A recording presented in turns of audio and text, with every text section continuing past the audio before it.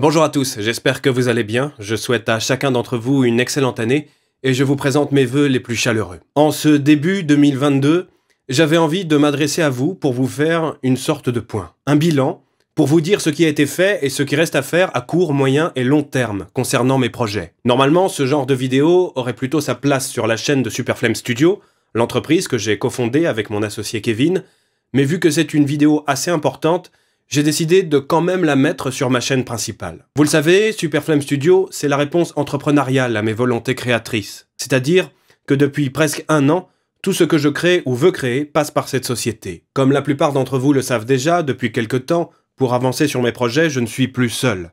J'ai deux associés, Kevin, qui est ingénieur logiciel et qui a cofondé la société avec moi, et Majid, qui est le cofondateur du studio d'animation In The Box à Annecy, et qui nous aide à nous structurer au mieux et à construire une pensée stratégique. On a également un employé qui s'appelle Boris, qui est développeur, et on travaille aussi avec plusieurs freelances, notamment pour des illustrations et du design. On est encore tout petit, même si on a de très grands projets. Et quels sont-ils ces projets ? Eh bien, il y en a trois. Trois grands projets répartis sur trois grandes verticales. La première de ces verticales, c'est Ellington, notre application qui permet d'écouter des fictions audio. Des histoires conçues dès l'écriture pour être écoutées. J'inclus également dans cette verticale notre pôle édition, puisque nos séries audio sont ensuite publiées sous forme de romans. C'est donc le même matériel narratif, mais distribué différemment. La seconde de nos verticales, c'est le jeu vidéo Battle for Egadia, un jeu de cartes dans mon univers dont le développement a été mis en pause suite à un changement de direction artistique pour favoriser Ellington. J'insiste là-dessus, il a été mis en pause, et pas annulé, on y reviendra. La troisième verticale, c'est un projet qui nous trotte dans la tête à Kevin et moi-même depuis plusieurs années, et sur lequel on ne commencera à bosser que si Ellington et Battle for Egadia sont suffisamment rentables. Il s'agit d'un petit MMO dans l'univers d'Egadia. On débute donc ce petit exposé par Ellington. Je vais commencer par vous donner quelques chiffres. Sur l'application, à l'heure actuelle, il y a 11 séries audio pour 169 épisodes qui représentent environ 34 heures de contenu. On a lancé une bêta fermée en septembre 2021 avec un petit pool d'abonnés, environ 200 personnes. Sur ces 200 personnes, 70 ont pris des abonnements. On a deux formules d'abonnement dans l'application, l'une à 5,99 € par mois et l'autre, si vous vous engagez pour un an, qui ne vous coûte que 60 € à l'année, avec donc 2 mois offerts. En décembre 2021, soit 3 mois plus tard, on a quasiment 5000 utilisateurs et 800 abonnés payants. On a enregistré pour décembre 64 146 écoutes d'épisodes dans l'application, ce qui représente 14 287h30 de contenu écouté dans le mois de décembre sur Ellington, c'est pour le mois de décembre. Ce sont des chiffres qui sont plutôt encourageants. On n'a pas fait de dépenses marketing, j'ai fait de l'auto-promo via ma chaîne YouTube, vous avez sans doute pu constater les diverses introductions promotionnelles au cours de la diffusion de la 5e porte, c'est à ça que ça servait, pour ne pas avoir à payer de la publicité. La communauté est à fond derrière nous. Ça m'énerve. La communauté est à fond derrière nous. Pourquoi je dis derrière nous, ça m'énerve. Derrière nous. La communauté est à fond derrière nous, notamment les gens du Discord, coucou à vous d'ailleurs. Franchement, c'est top, on est très contents. En plus de ça, les gens restent et demandent toujours plus de contenu. C'était un de nos points d'inquiétude. On est très heureux d'avoir un taux de désabonnement qui est extrêmement faible. Et souvent, le motif invoqué, c'est juste l'attente d'avoir plus de contenu. C'est-à-dire que il n'y a pas de frustration particulière chez les utilisateurs de l'appli, à part « Ah, vivement les autres séries, quoi ». C'est le seul motif de désabonnement qu'on a pu constater à l'heure actuelle, à part un ou deux cas de personnes qui souhaitaient faire des économies et pouvaient plus se permettre de payer l'abonnement. Mais c'est cool parce que ça veut dire que ce ne sont pas des motifs qui sont intrinsèquement liés à l'application. Elle marche et elle plaît. Et ça, c'est très cool. Et justement, l'aspect contenu, on y travaille. En parlant de ça, ceux qui ont suivi la 5e porte l'ont sûrement remarqué. En tant qu'auteur, je me recentre de plus en plus sur mon univers étendu et je cherche à axer en grande partie mes histoires sur le monde d'Egadia. Ça ne veut pas dire que j'abandonne Marmottin et les enquêtes de police, mais pour l'instant, ma nouvelle priorité, c'est le monde d'Egadia. Un monde en guerre, où se mêlent politique, magie, divinité, peuples étranges et aventures incroyables. Si je fais le choix de développer mon univers étendu dans ce sens, c'est parce que c'est pour moi un formidable bac à sable narratif. Avec Marmottin, j'étais contraint par le monde réel. Avec Egadia, je peux créer ce que je veux. Pays, lois, continents, îles, costumes, peuples, animaux, événements historiques, c'est mon petit Star Wars à moi. Sauf qu'il n'est pas question ici de science-fiction, mais de magie. Bref, vous l'aurez compris, en axant ma narration sur le monde d'Egadia, il y a une infinité de variables sur lesquelles je peux jouer. Chose qui était un peu plus difficile à faire avec les autres types de narration. Je sais que je suis sur la bonne voie, puisque beaucoup d'entre vous ont kiffé La Cinquième Porte et le monde d'Egadia dans lequel son intrigue vous a amené. De l'Ilosa Maïsenac, de Port-Noble aux plaines du Nord, d'Atarion à Akubo, il y a tant de décors et de personnages à dépeindre. Dès fin janvier, vous pourrez retrouver en exclusivité sur Tellington des histoires centrées sur des personnages et des lieux marquants de ce monde sur lequel je travaille depuis des années. On ne va pas tarder non plus à publier les versions papier de Talion l'exilé, La Cinquième Porte et La Forêt sans fin quand elle sera terminée. Je dois boucler encore les 2 derniers épisodes de cette série-là avant de pouvoir sortir la version papier, et nous devons corriger mes manuscrits. J'écris peut-être bien scénaristiquement parlant, mais il y a beaucoup de répétitions et de coquilles orthographiques dans mes récits. Il y a donc la nécessité qu'il y ait une passe effectuée par un correcteur avant que nous puissions les publier en format papier. Avant de passer aux 2 autres verticales que nous comptons développer chez Superflame Studio, j'ai envie d'ouvrir une petite parenthèse, car il y a des choses, en coulisses, qui ont eu lieu au cours des derniers mois. Des choses qui nous ont pris beaucoup de temps à Kevin et à moi-même. Car pour nous donner les moyens de nos ambitions, nous avons besoin de beaucoup d'argent. Nous avons donc entamé ce que l'on appelle une levée de fonds. À partir de maintenant, je vais vulgariser des choses que j'ai apprises sur le tas en littéralement quelques mois. Je ne maîtrise pas tout forcément très bien, mais je trouve intéressant de vous expliquer à vous ce que j'en ai compris. Bref, Superflame Studio est en train de boucler sa levée de fonds. Alors, qu'est-ce que c'est une levée de fonds? Pour ceux qui ne le savent pas, en gros, c'est quand une putain de télécommande qui perd sa batterie. Alors, qu'est-ce que c'est qu'une levée de fonds? Eh bien, pour ceux qui ne le savent pas, en gros, c'est quand une société va chercher de l'argent privé, soit auprès de particuliers qui ont beaucoup de moyens, on appelle ça des business angels, soit auprès d'acteurs privés spécialisés dans l'investissement, on appelle ça des fonds d'investissement ou venture capitalistes.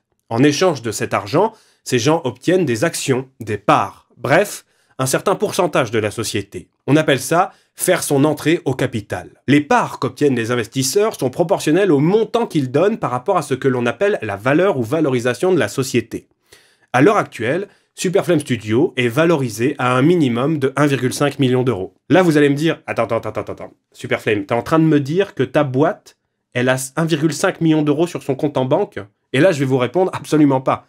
Calmez-vous. La valorisation, c'est une hypothèse future, un pari sur l'avenir. En gros, c'est ce qui va déterminer quel pourcentage de la société on doit vendre pour obtenir une certaine somme d'argent. En l'occurrence, en se basant sur une valorisation à 1,5 million d'euros, on devrait par exemple lâcher environ 33% de la boîte pour avoir 500 000 euros. En gros, si 100% de la valeur de Superflame Studio c'est 1,5 million d'euros, si on veut le tiers de cette somme, on doit vendre le tiers en actions. En tout cas, si on veut cette somme-là, par le biais d'un investissement privé. Et là, vous allez me dire, mais quel intérêt ces gens ont à acheter des actions Superflame Studio? Eh bien, en gros, si tout se passe comme nous l'avons prévu, ça peut rapporter de l'argent. Beaucoup d'argent. Avec ce que l'on appelle des dividendes. En gros, chaque année, une partie des bénéfices de la société est reversée aux actionnaires en fonction de leur part. Si par exemple, à la fin d'une année, on émet 100 000 euros de dividendes, quelqu'un qui possède 10% de la société aura gagné 10 000 euros. La revente de ses parts est aussi un potentiel moyen pour l'actionnaire de s'enrichir. Par exemple, si quand l'investisseur achète ses parts, la société vaut 1,5 million d'euros et que subitement un nouvel actionnaire entre sur la base d'une valorisation à 3 millions d'euros, la valeur des parts que possède cet actionnaire va doubler. S'il avait investi 100 000 euros, en revendant ses actions, il pourrait en toucher 200 000. Vous comprenez? Encore une fois, je vulgarise à mort pour que vous compreniez ce dont je vous parle. Il y a plein de subtilités et j'ai très probablement dit quelques conneries. Mais voilà en gros les grandes lignes de ce qu'est une levée de fonds. Investir dans une société, ça peut être à double tranchant. Si par exemple la boîte n'est pas aussi rentable que prévu, ou pire, se casse la gueule, les investisseurs gagnent beaucoup moins que prévu, voire rien du tout. Et dans certains cas, pour remettre le navire à flot, ils doivent de nouveau mettre la main au portefeuille, de nouveau donner de l'argent à la société pour ne pas qu'elle se casse la gueule et que leur investissement ne vale pas zéro du jour au lendemain. Comme c'est un pari qui peut être à la fois risqué et très rentable, la plupart des investisseurs ont tendance à investir dans plusieurs boîtes à la fois. Au lieu de donner 100 000 euros à une seule société, en général, ils vont plutôt donner 10 000 euros à 10 boîtes différentes. Car statistiquement, voilà, c'était dur à dire. Car statistiquement, il y en a au moins une qui va faire x10 et rembourser l'investissement initial. Il arrive également que les investisseurs exigent des garanties ou attaquent la valorisation de la société pour sécuriser leur position. En gros, ils vont dire « Moi, je pense que ta boîte vaut 2 fois moins, Je veux donc le double départ pour le même montant, sinon je n'investis pas. En gros, c'est sur la valorisation et la confiance en cette valorisation que se joue le gros des négociations. Après, il y a tout de même des règles communément admises. Ok, en général, les boîtes comme la tienne ont des valorisations de cet ordre-là. Ce n'est pas déconnant. Ok, je vois que tu as déjà 5 mecs qui veulent mettre entre 20 et 30 000 euros et qui ont accepté la valorisation, donc je vais pas l'attaquer parce que je suis obligé de m'aligner sur eux. C'est un petit jeu d'équilibriste. Il faut que tout le monde soit content pour que ça marche. Dans ce genre de démarche, on est accompagné par des avocats fiscalistes, notamment pour produire ce que l'on appelle un pacte d'actionnaires. C'est un accord légal entre toutes les personnes qui investissent dans la société et qui définit les règles entre nous. Par exemple, dans un pacte d'actionnaires, on peut interdire aux gens de revendre leur part avant 5 ans. Ou alors leur dire qu'elles valent 0 s'ils se cassent à ce moment-là. On peut aussi dire que, par exemple, dans un conseil d'administration, ma voix à moi compte double. On peut aussi dire qu'un des investisseurs nous doit du temps de travail et du temps de disponibilité pour nous aider dans la boîte. Car, en général, les investisseurs, paradoxalement, contrairement à l'imagerie collective, sont souvent des gens qui aiment bien s'investir dans les sociétés, comme le nom l'indique, mais personnellement. Au-delà de procéder par un apport financier, ils vont aussi faire valoir certaines compétences qu'ils ont, faire jouer leur réseau, leurs contacts pour aider la société à grandir, parce que effectivement c'est dans leur intérêt financier, mais aussi parfois parce qu'ils sont passionnés par ce pourquoi ils nous rejoignent. En gros, dans le pacte d'actionnaires, on peut mettre n'importe quoi dans les limites de la loi qui sert à définir comment on se comporte entre nous. Si on veut, on peut très bien dire qu'il est obligatoire de se présenter avec un nœud papillon rouge et une boîte de chocolat lors d'un conseil d'administration. Par contre, il faut que tout le monde ait signé et accepté le pacte d'actionnaires pour qu'il soit valide. En cas d'infraction à ce pacte, il peut y avoir des procès et ça finit devant un tribunal. Bref, maintenant que je vous ai expliqué un petit peu tout ça, vous comprenez un peu la complexité de ce qu'est une levée de fonds. Il faut savoir qu'avec Superflame Studio, on cherchait à lever un peu plus de 400 000 euros. Je dis cherchait parce que ça peut évoluer encore dans la durée. On n'a pas encore atteint les 100% de la somme, mais on est plutôt très bien avancé. Bref, maintenant que je vous ai expliqué tout ça, je pense que vous comprenez un peu plus la complexité de ce qu'est une levée de fonds. Il faut savoir que ça nous bouffe des mois, hein. On cherche à lever un peu plus de 400 000 euros, voire plus parce qu'il y a différents paramètres qui doivent être pris en compte dans les semaines et mois à venir. Tout va dépendre des rencontres qu'on va faire. On n'a pas encore 100% de la somme, mais on est plutôt très bien avancé et on en est content. On a vu littéralement des dizaines d'investisseurs, aussi bien des business angels que des fonds d'investissement. C'était horrible et décourageant parfois, mais on n'a pas lâché. Vous n'avez pas idée du nombre de retours débiles auxquels on a eu droit. Entre les gens pétris de certitude et les boomers qui comprenaient rien à notre stratégie, heureusement qu'il y avait des gens qui nous ont dit « Mais carrément les gars, vous avez raison, moi je vous suis, c'est ce qu'il faut faire. » On a eu affaire à des dizaines de personnes. Et ce qui était insupportable, c'était qu'ils se contredisaient tous les uns les autres. Il n'y en avait pas un qui avait le même avis sur la société, sur ce qu'il fallait faire. Et en fait, le challenge, ça a été de repérer les constantes et de travailler que ça et de littéralement plus prendre en compte les autres trucs. Ok, il y a 2 fonds d'investissement qui nous disent ça et 3 business angels qui nous disent exactement la même chose. C'est un vrai point à travailler. Bon, sur cet autre point-là, en revanche, il y a 8 mecs qui nous disent pas du tout la même chose. C'est hyper chiant. Vous devez arriver à différencier le retour pertinent de la critique d'un mec largué. Et c'est très dur à faire quand on débute. Heureusement qu'on était bien accompagné et que mon côté hypersensible me permet un peu de cartographier les schémas mentaux des gens pour aller voir là où sont un peu leurs faiblesses argumentatives et pourquoi ils disent certaines choses. Parce que je vous jure, il y a vraiment des gens pétris de certitude auxquels vous faites face et qui vous disent dans le blanc des yeux que votre projet c'est de la merde et qu'il marchera jamais. Hein. Enfin, on en a vu. Hein. Bref, la plupart des gens du milieu de l'investissement, en fait, ces gens-là ne savent pas du tout ce qu'est le monde de YouTube et de Twitch. La plupart, l'écrasante majorité. Ils savent pas ce que c'est le divertissement, ils savent pas ce que c'est les communautés, ils ne comprennent pas que tu puisses aussi bien produire que diffuser, et ça c'est un grand drame des financiers européens auxquels on a été confrontés à plusieurs reprises. Dans la plupart des cas, ces gens-là ne pensent qu'à travers des tableaux Excel et des préjugés, et c'est incroyable. La plupart de ces gens-là, alors qu'ils font un métier risqué, ne veulent pas prendre de risques. Vive la Startup Nation. Je vous jure, c'était limite. Si on nous disait pas, revenez nous voir quand vous n'aurez pas besoin de notre argent. On nous a pas dit ça, mais c'était un peu le sous-texte, quoi. Les gens, en fait, tu leur dis, on a besoin de ça, et en fait, pour qu'ils te donnent ça, ils te disent, ah ouais, par contre, il faut que vous ayez déjà ça.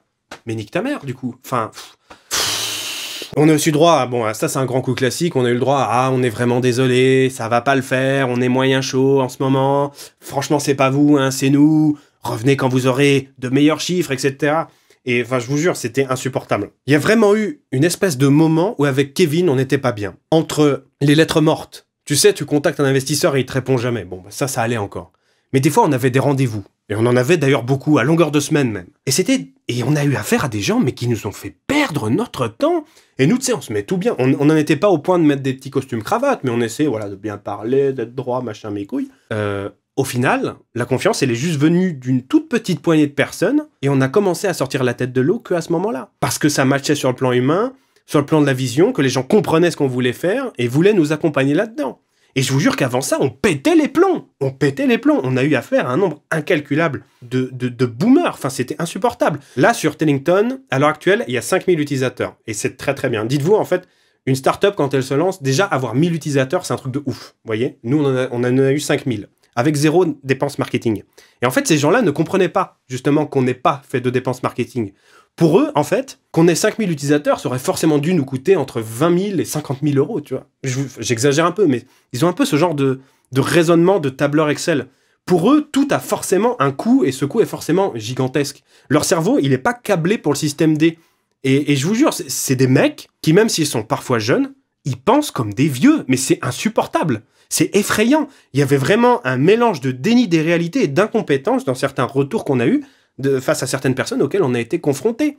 Des gens qui n'ont, la plupart du temps, jamais rien accompli de manière extrêmement concrète, qui ont toujours été derrière des ordinateurs, derrière des tableaux Excel, ou qui sont tellement... Ils veulent placer leur argent, mais en même temps, c'est des flippettes fois 1000. Mais mec, si t'es une flippette, va chez ton banquier, ouvre un livret, ou investis dans des trucs un peu sûrs avec un faible rendement. Enfin, bref, je pourrais écrire un livre entier sur ces gens-là, tellement on a baigné là-dedans pendant presque un an, et je me rends compte à quel point il y en a qui marchent sur la tête, c'est un truc de fou. Bref, ces gens-là ont des grilles de lecture qui sont telles que parfois ça provoque ce que je pourrais qualifier d'incompatibilité culturelle, et nous, ça nous a bloqué à plusieurs reprises.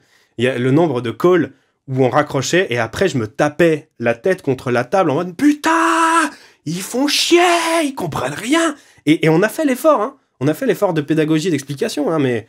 Enfin, ça me met en colère. Ça me met en colère parce que ces gens-là, je me mets à la place. Tu vois, moi, j'ai de la chance. Vous voyez, j'ai une communauté. J'arrive à partir de la masse que vous êtes, du nombre de gens que vous êtes à me suivre, à me soutenir, etc. J'arrive à m'en sortir par un biais communautaire, parce qu'on peut appeler presque du bootstrapping, c'est-à-dire monter la société à partir de rien. C'est une option qu'on a et qui peut marcher aussi. Donc ça, c'est un peu notre bouée de sauvetage, vous voyez. Mais je me mets à la place des centaines de jeunes qui entreprennent, qui créent des boîtes hyper cool, qui n'arrivent pas à lever le moindre centime, parce qu'ils tombent sur ce genre de boomer, et qu'en face d'eux, en fait, t'as des gens qui viennent école de commerce, investisseurs crypto-monnaie, NFT blockchain, qui arrivent, et qui, eux, chopent les millions.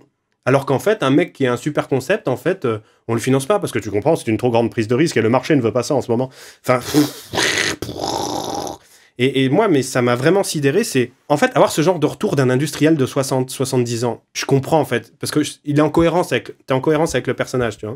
Moi, il y a un truc qui m'a vraiment choqué, c'est avoir ce genre de retour d'un mec, tu vois, 50, 60 ans, grisonnant, costume cravate, un peu boomer, qui sait même pas que sur YouTube, il y a autre chose que des clips de musique et des vidéos de chats, ce genre de gens-là. Mais on a eu des équivalents de ça, sauf qu'en fait, ils étaient dans le corps d'un jeune de 25 ans, 25, 26, 30 ans, tu vois, plutôt propre sur lui, etc., mais cette personne était larguée, ne comprenait rien. Et j'étais mode, ah ouais. Et c'est ces gens-là qui prennent des décisions et qui mettent des ronds. Oh mon Dieu. Enfin bref. Je le dis donc, s'il y a des jeunes entrepreneurs... Je suis désolé de m'être étalé sur ce sujet, et je suis même parti en impro par rapport à mon script, et ça me... bref. Je le dis. S'il y a des jeunes entrepreneurs parmi vous qui vont se lancer dans ou qui sont déjà en pleine levée de fonds, courage. Accrochez-vous. Notre pire erreur, ça a été, en fait, vraiment, avec du recul, ça a été ça, notre pire erreur, c'est de mettre sur un piédestal les financiers, sous prétexte que c'est des gens qui pèsent lourd en termes de pognon. Mais en fait, en termes de QI, ça pèse pas forcément lourd. en termes de compréhension des choses, des enjeux, de vos enjeux propres, etc., c'est des gens qui sont un peu tous des clones les uns des autres et qui résonnent vraiment comme des putains de tableurs Excel ambulants. Et notre erreur, vraiment, ça a été de les mettre sur un piédestal et de les considérer comme des sachants, comme des gens qui savaient mieux que nous, etc., qui étaient bien placés pour nous dire ce qu'il fallait faire ou pas. Mais la vérité, c'est que la plupart du temps, en fait, ceux auxquels on a été confrontés étaient complètement largué et que si vous ne sentez pas que ça le fait sur un plan humain, empathique avec ces gens, qu'il n'y a pas un bon ping-pong verbal qui se fait, en fait, ça sert à rien. Ne vous dites pas « fuck, on y va parce qu'on a besoin de l'argent ». En fait, faut pas faire ça parce que dans tous les cas, ça se passe pas. Ou si ça se passe mal. Faut vraiment se dire « ok, ben c'est que ça devait pas être ce mec-là ». Et c'est vraiment quand on a commencé à adopter ce mindset de dire « ok, de toute façon, on n'a pas envie de bosser avec quelqu'un comme ça », qu'on a commencé un peu comme par karma à rencontrer enfin des gens où il y avait une vraie compatibilité culturelle, où on pouvait discuter, où ça se passait bien, où on savait qu'on allait pouvoir faire des choses ensemble. Parce que le nombre de gens qu'on a vus, et en fait, ce qui nous intéressait, paradoxalement, au final, c'était leur chéquier, parce qu'ils avaient rien d'autre à nous apporter que de l'argent, parce qu'on trouvait vraiment ces gens médiocres intellectuellement. Désolé, c'est bâtard ce que je dis. Je couperai peut-être au montage. Non, je vais laisser, tiens. Enfin bref. Je le dis, s'il y a des jeunes entrepreneurs parmi vous qui vont se lancer dans ou qui sont déjà en pleine levée de fonds, courage, accrochez-vous. Notre pire erreur, ça a été de mettre les financiers sur un piédestal, de les considérer comme nous étant supérieurs vu qu'ils pesaient plein de pognon. On s'est dit, ah bah ces gens savent forcément de quoi ils parlent, c'est forcément des gens plus intelligents que nous, on va être très humbles, etc. Mais la vérité, c'est que la plupart du temps, c'est des gens qui ont juste du pognon, qui placent leur pognon à droite à gauche et qui n'ont pas forcément des réflexions extrêmement poussées. Et il s'est avéré que la plupart d'entre eux étaient totalement largués par rapport à ce qu'on voulait faire. Et on avait cette sensation que, on l'aime pas trop, lui, mais on a besoin de son argent en même temps, Et en fait, au final, ça l'a juste pas fait. Et en fait, tant mieux que ça l'ait pas fait avec ces gens-là, parce que avec du recul, je me dis, mais j'ai pas envie d'avoir à bosser avec quelqu'un comme ça, en fait. Parce qu'il faut pas oublier que quelqu'un qui investit dans votre société, ça arrive que ce soit un investisseur normand, c'est-à-dire quelqu'un qui va donner du fric, se barrer et plus rien foutre, mais la plupart, en fait, aiment bien vraiment s'investir dans les sociétés. D'ailleurs, ça fait partie du mot investisseur, mais personnellement, c'est-à-dire faire valoir certaines compétences, s'ils ont un passé d'ingénieur, de marketeur ou autre, faire valoir leur expérience, s'ils ont déjà monté des entreprises, ok. Et en fait, vous voyez, si ces gens-là ont cette envie de s'impliquer auprès de vous, etc., si de base vous les aimez pas dès le début, faut pas y aller en fait. Faut pas y aller. Et en fait, on a eu beaucoup de chance parce qu'au final, c'est vers la fin, quand on a compris à réaliser ça, qu'on a commencé à vraiment matcher intellectuellement parlant avec certaines personnes et se dire, ok, c'est avec eux que j'ai envie d'avancer. Ok, cette personne-là, je la respecte. En plus de ça, elle est bon délire et on va pouvoir avancer. Franchement, si vous cherchez des investisseurs, ne vous sentez pas obligé de dire oui au premier mec qui a plein de pognon et un costard, quoi. Parce que si, pour peu que ça se passe pas bien, ça vaut pas le coup. Bref. Je referme cette parenthèse, je suis désolé, j'ai un peu divagué, mais ça me paraissait important de vous dire ces choses-là, parce que ça fera peut-être l'objet d'une vidéo ou même d'un bouquin plus tard, parce que ça nous a bouffé quasiment un an, hein. Quasiment un an. Ça fait des mois qu'on est là-dessus, à monter des dossiers dans tous les sens, à rencontrer des gens, mais à longueur de semaine. Et au plus fort, on avait un rendez-vous par jour avec un investisseur potentiel. C'était Nawak, bref. Enfin, bref. Comme je vous le disais, nous n'avons pas encore terminé notre levée de fonds, mais elle est plutôt carrément bien avancée. On devrait avoir fini dans quelques mois. En gros, là, on est dans une espèce de période de flottement et d'incertitude pour savoir si on va au-delà de ce qui était prévu en termes de financement ou si on reste à peu près dans cette zone de confort qu'on a maintenant. En fait, les deux options nous vont, mais aussi les deux options vont selon laquelle on choisit, va carrément définir à quelle vitesse on va se mettre à bosser, quelles vont être les priorités en termes de développement, etc. Et comment on va faire en sorte de passer de 3 personnes en distanciel à avoir des locaux, avoir potentiellement plusieurs CDI avec nous, bosser avec encore plus de freelance, produire au jour le jour, au quotidien, du contenu avec une qualité professionnelle qui sera supérieure à ce qui est déjà disponible dans l'application, même si c'est pas pour me vanter, je suis assez content de ce qu'on met déjà dans l'appli. Enfin bref, vous comprenez qu'il va y avoir un changement d'échelle à la suite de cette levée de fonds, et ce changement d'échelle va prendre un peu de temps à se mettre en place, bien sûr, mais va aussi dépendre de quel montant on va réussir à lever, parce que si on commence à dépasser nos objectifs, ça touche à énormément de facteurs et de paramètres, et voilà, c'est extrêmement complexe. Bref. Voilà, en gros, on n'a plus que quelques détails à régler là-dedans. On en saura plus dans les prochaines semaines. Et si ça se passe bien, on va faire de grandes choses. Voilà. Je suis un petit peu désolé pour cette très longue parenthèse, mais j'avais vraiment envie de vous expliquer un peu plus l'envers du décor de ce qu'on a vécu durant les derniers mois. C'était long, c'était épuisant, et on a à plusieurs reprises pété les plombs. Et on a voulu arrêter plus d'une fois, mais on a fini par sortir la tête de l'eau. Alors, pas arrêter la boîte, hein, je vous rassure, pas arrêter la boîte ni les projets, mais vouloir arrêter de courir après les investisseurs et de faire des rendez-vous tellement, il y a un moment, on avait le seum, quoi. Bref. Vous l'aurez compris, le cœur de nos activités pour les prochains mois, c'est d'abord boucler cette année levée, enfin avoir l'argent et pouvoir enfin se recentrer vraiment à 100% sur la production, ce qu'on aime faire. Donc, rester très centré, au début en tout cas, sur Tellington, parce que c'est ce produit, de par son système d'abonnement, qui fait rentrer l'argent dans la société et qui nous permet de vivre. C'est pour ça que je vous ai donné des chiffres en début de vidéo. Ces chiffres, on les appelle des KPI, des indicateurs clés de performance. S'ils sont bons, la boîte va bien, et pour l'instant, ils sont plutôt bons. S'ils ne sont pas bons, la boîte va mal. Et s'ils sont en hausse, bah, la boîte elle est en croissance et tout se passe bien. S'ils sont en baisse, bah, la boîte elle se passe pas bien. Et en fait, c'est un petit peu comme des stats YouTube.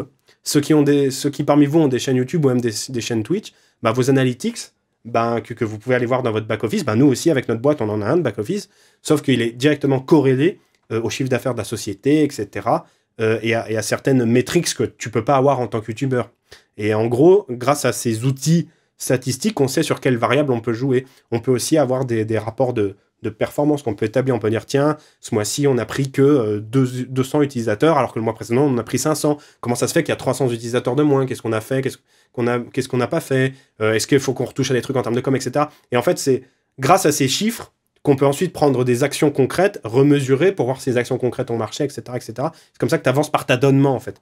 Par micro-tâtonnement sur des micro-informations, en fait. Bref.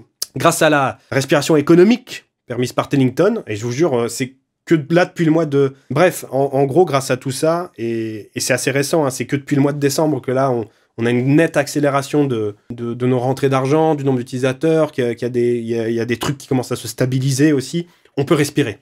Économiquement parlant, on peut respirer. Donc on va pouvoir progressivement aller sur d'autres projets en parallèle, dont Battle for Agadia. Je sais, ça fait un bail que je vous en ai pas parlé. On va recommencer tout doucement, le développement du jeu. En gros, l'idée, c'est que moi, avec Tellington, je vais devenir le chef d'orchestre d'une fabrique à contenu audio. On va bosser avec des auteurs, des comédiens, des ingénieurs du son, des musiciens, pour produire beaucoup de fiction audio. À titre personnel, je vais centrer mes productions sur le monde d'Egadia et sur son lore, et les autres auteurs, eux, pourront créer les histoires qu'ils veulent dans n'importe quel univers qu'ils ont envie de créer. Ils ne sont pas obligés de faire en sorte que ça s'inscrive dans le lore d'Egadia de base. Ça ne sera pas une obligation du tout. Et en gros, grâce aux histoires que moi, je vais créer, ceux qui travailleront sur Battle for Agadia auront de la matière narrative pour créer les personnages, leur gameplay, leur sort, etc. Et on va surtout, avoir de quoi payer les graphistes. Ce qui a été une raison de la mise en pause du projet. Comme vous le savez, à la base, Battle for Agadia a été financé en partie grâce à un crowdfunding qui remonte à l'année dernière. Donc ça fait 1 an que le projet a été gelé, au cours duquel on a récolté plus de 40 000 €. À l'initial, ça devait être un jeu de cartes dans mon univers avec des mécaniques proches d'Hearthstone et avec une charte graphique assez simple. Sauf qu'on a décidé de partir sur une direction artistique beaucoup plus poussée qui augmentait les coûts de production de manière drastique. Et là, on s'est retrouvé face à 2 options. Soit, première option, on fait un jeu à la va-vite, bâclé, qu'on sort rapidement et qui nous plaît pas, et qui aurait sans doute au final pas plu à la communauté parce qu'on l'aurait rushé et que ça se serait senti. Soit on se dit, ok, on gèle le projet temporairement, on prend le temps de faire mieux, quitte à ce que ce soit quelque chose qui déçoive les gens de devoir attendre. Et on a choisi la seconde option. On a eu du bol, la plupart des contributeurs ont été très compréhensifs, il n'y a pas eu tant de râleurs que ça, je pensais qu'il y en aurait un peu plus, mais je sais qu'il y a eu des gens qui ont été déçus. Certains ont eu des comportements très agressifs, on s'est pris des volets de bois vert en commentaire aussi bien sur la page de crowdfunding que dans les vidéos à droite à gauche. Heureusement que j'ai de la bouteille en gestion on va dire de retour négatif et de conflit pour pas que ça bataille trop personnellement. Kevin a un peu plus morflé, mais bon. Les 2 raisons principales de ces retours, selon moi, la première, c'est que certains ont imaginé à tort qu'on avait juste annulé le jeu et qu'il ne sortirait jamais, bref, qu'on s'était juste barré avec la caisse. Je vous rassure, c'est faux.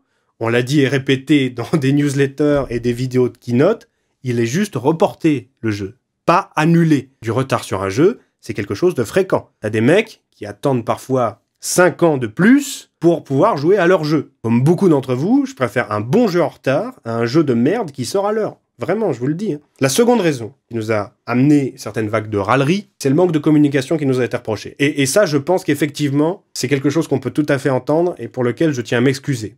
Mais on a fait de notre mieux. Newsletter, Ulule. Newsletter de la société. Partie dédiée dans des vidéos d'actualité de la société. Mais il y a un problème dont je me suis rendu compte, c'est que les informations ont du mal à circuler, en fait. Pour faire tourner les informations au sein d'une communauté, faut limite spammer et relancer un nombre incalculable de fois. Et c'est assez dingue, et c'est un phénomène dont j'ai commencé à me rendre compte au cours des dernières années uniquement, à quel point il est difficile de faire transiter une information au sein d'un blog communautaire, comment on diffuse une info.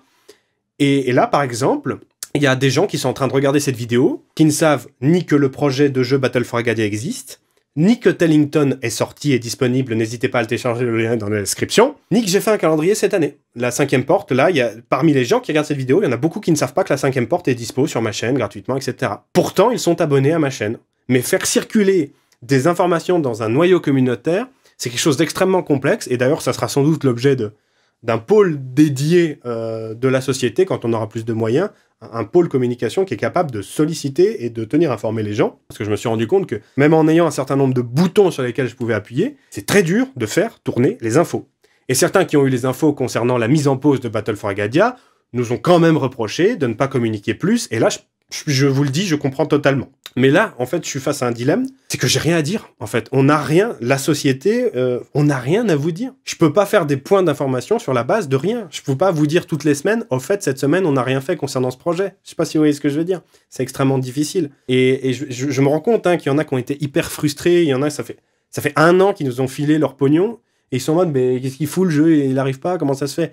Mais je peux pas, toutes les semaines, tous les jours, tous les mois, envoyer un rapport en vous disant, et comme le mois précédent, le jour précédent ou la semaine précédente, il ne s'est rien passé concernant ce projet. C'est compliqué. En tout cas, là maintenant, je vous le dis, il redémarre tranquillement, mais sûrement, après 1 an d'hibernation totale. Donc là, voilà. Maintenant, le projet, il est là.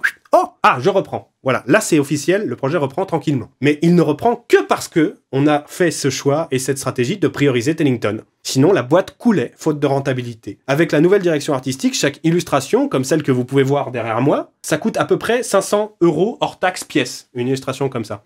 Donc je vous laisse imaginer le nombre d'illustrations qu'il faut produire pour faire un jeu de cartes, et je vous laisse imaginer la géométrie de l'augmentation du coût, en fait, qui devient assez mastoc. Ceux qui sont assez proches de moi le savent, j'adore Jurassic Park. C'est le film de mon enfance, de ma vie, etc. Bref. John Hammond, le créateur du parc, disait toujours cette fameuse phrase « J'ai dépensé sans compter ». Sauf que moi, j'ai assez vite commencé à compter quand on a commencé à cramer tout le pognon avec Battle for Agadia.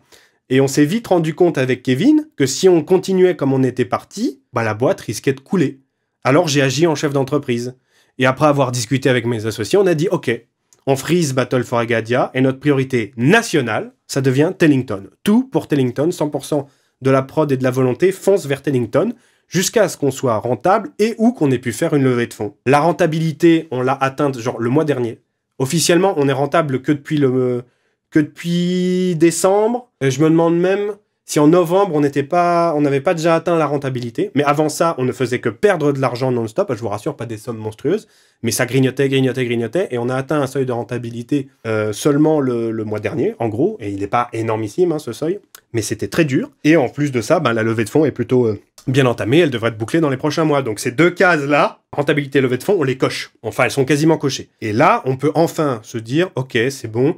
On peut respirer tranquillement, on peut reprendre du temps pour les autres projets. Et le fait de nous concentrer sur Tellington, je le dis, ça a sauvé la boîte. Ça lui a permis de prospérer un peu, ça m'a laissé le temps de développer mon lore, et ça va nous permettre de faire de Battle for Agadia un jeu très cool. Un autre point important avec Battle for Agadia, c'est qu'on a décidé de changer le moteur du jeu. À la base, le client était développé en HTML5 et en JavaScript. Et on utilisait le moteur de rendu Pixie.js, pour ceux qui s'y connaissent un petit peu.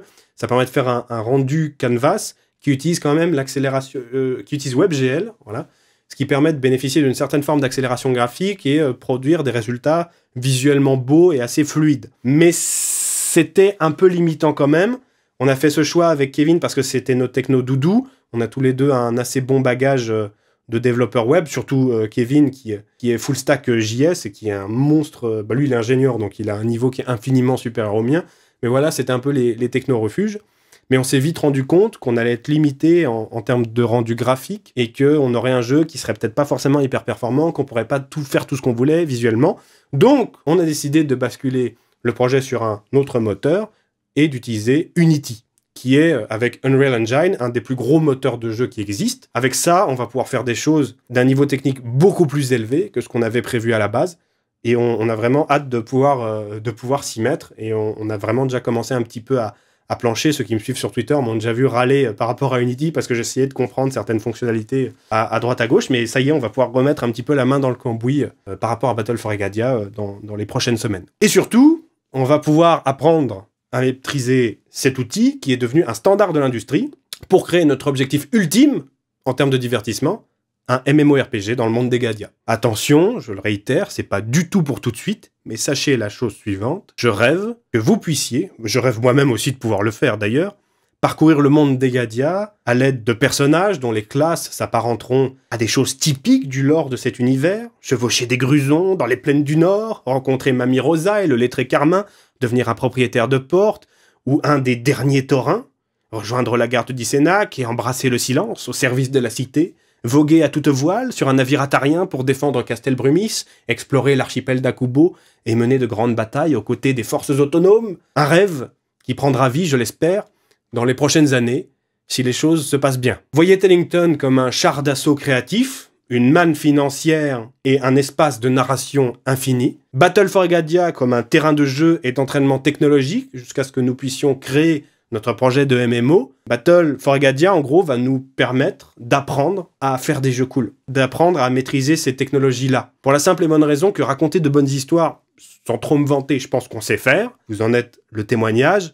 Les milliers d'utilisateurs Tellington quotidiens en sont le témoignage également. Faire de bons jeux, on n'est pas encore très doué pour ça, on débute. La narration on gère, l'interaction avec, un peu moins, pour l'instant en tout cas. Voici donc pour l'heure la ligne que nous avons décidé de tracer conjointement avec Kevin, mon associé, et qui va nous occuper des mois, voire des années durant. Je reviendrai bien entendu vers vous prochainement. Pour être tenu informé des actualités de la société, vous pouvez vous abonner à la chaîne YouTube Superflame Studio, à notre newsletter et rejoindre le Discord.